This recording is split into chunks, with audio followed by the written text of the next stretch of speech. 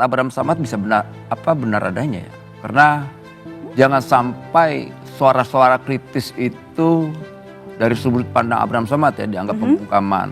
Saya juga cek kemarin kawan-kawan saya yang di pengurusan Jokowi Mania, saya tanya ada nggak kawan-kawan melaporkan Abraham Samad?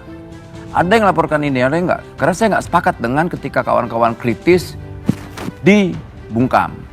Karena saya sampaikan sekali lagi, Abraham Samad adalah kawan saya. Walaupun saya secara pandangan politik berbeda. Dan saya pada posisi yang tidak sepakat dengan pembungkaman itu. Apalagi ada proses kriminalisasi. Tapi apa yang disampaikan Bung Ade tadi, ada sebuah peristiwa yang menjadi aduan masyarakat dan polisi yang paham soal itu.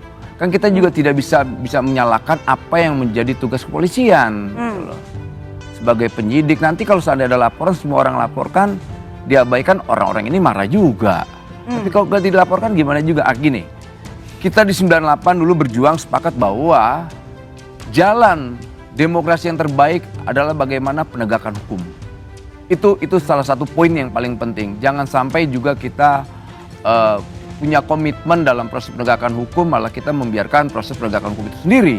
Gitu. Tapi itu kedua, saya juga ingin menyampaikan bahwa jangan sampai proses yang sangat primitif masih kita iakan. Misalnya ketika ada perselisihan hukum sengketa, kemudian kita main teror, dan itu yang kita tidak suka. Hari ini kan terbuka semua. Misalnya sahabat saya, ini sahabat perjuangan saya, Abraham Samad, sahabat perjuangan saya, dan saya sampai detik ini sahabat beliau, dan saya hormat dengan beliau, dan kawan-kawan yang lain saya hormati sikap politik mereka, gitu.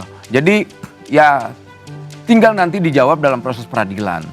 Itu yang langkah yang paling baik lah. Jadi abang setuju bahwa apa yang terjadi terhadap Abraham Samad merupakan pembungkaman demokrasi. Nah sekarang apakah abang juga setuju bahwa Abraham Samad tengah dikriminalisasi? Itu kan sudut pandang yang bisa harus kita lihat ya peristiwanya. Tapi dari hasil pemeriksaan, dipanggil, begitu protes, dan ini di podcast, dia sebagai tuan rumah. Abang setuju atau enggak dengan pernyataan teman abang, Abraham Samad? Ya soal kriminalisasi pasti nggak setuju dong. Nggak mungkin dong saya ngeliat kawan seperjuangan saya kemudian dikriminalisasi, nggak mungkin. Saya nggak akan.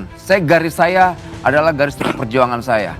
Saya tidak akan pernah membiarkan kawan-kawan seperjuangan saya walaupun beda pandangan dikriminalisasi. Jadi proses hukum ini masih wajar menurut Bang Noel? Sangat wajar, sangat wajar. Nah itu pun akan terjadi di saya. Bahkan saya ini pendukung Jokowi. Dulu saat 2021-2022 ketika saya membela Munarman, apa? Saya dihina. Dihina tuh jokor-jokor itu tuh. Jokor-jokor monster itu tuh. Yang lapor Abraham Samad jangan-jangan. Gitu loh. Dan bahkan hak perdata saya pun dicopot. Saat itu jadi komisaris utama. Lantas lucunya hari ini ada yang kena tindak pidana yang sudah putusan belum dihukum-hukum. Oh, siapa itu? Teman saya juga. Namanya? Silverster.